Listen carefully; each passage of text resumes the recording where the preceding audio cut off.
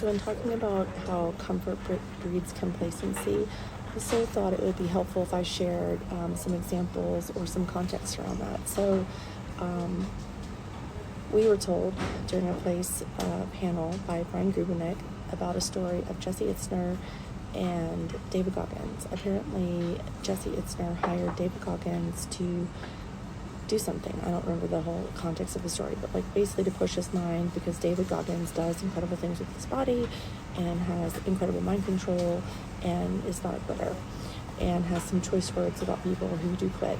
And so Brian shared a fact that something along the lines of the mind tells you to quit at 40%.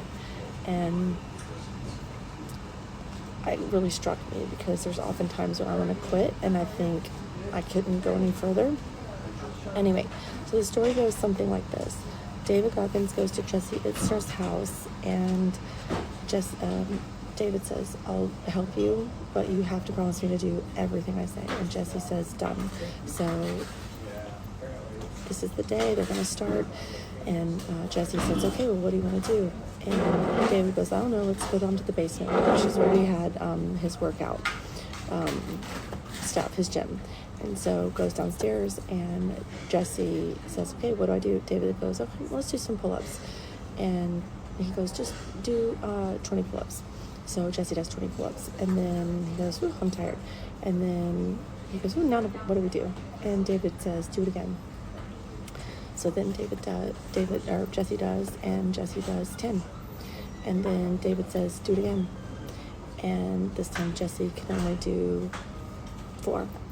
And Jesse's looking at David like, bro. And David goes, do it again. And Jesse does 2. And then David says, do it again. And Jesse can only get 1. He's just fatigued. He can't do it anymore. And Jesse's like, man, what else are we going to do? He goes, I don't know, but we're going to stay here all day until you do 100.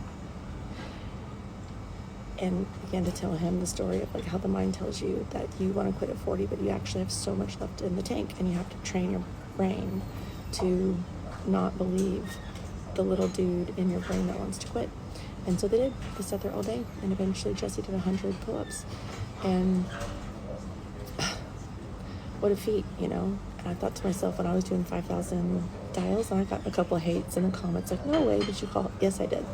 And I thought many times when I was at the 1,000 mark, the 2,000 mark, like, there's no way I'm going to do 5,000. This is incredible. I don't think I've ever called 5,000 people in my entire life. And just to do it, and then now I've done it, it's completely set the bar. I know it's attainable. And so now this next challenge is going to include not only 5,000 dials, but it's going to include, why is everybody so loud?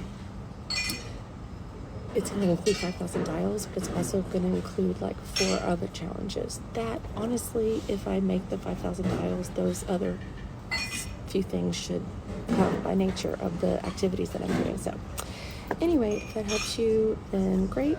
I want to make this promise to myself because I make promises to other people, and I'm a committed person. So stay tuned for more highlights from this trip. But that was just one. It made a huge impact on me. So see you later.